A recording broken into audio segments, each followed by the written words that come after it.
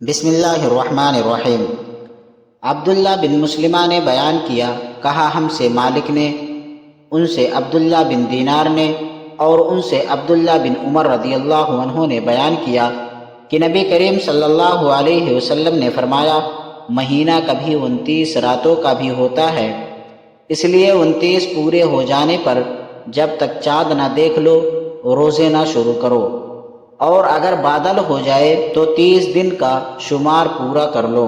صحیح بخاری حدیث نمبر 1907۔ بسم اللہ الرحمن الرحیم۔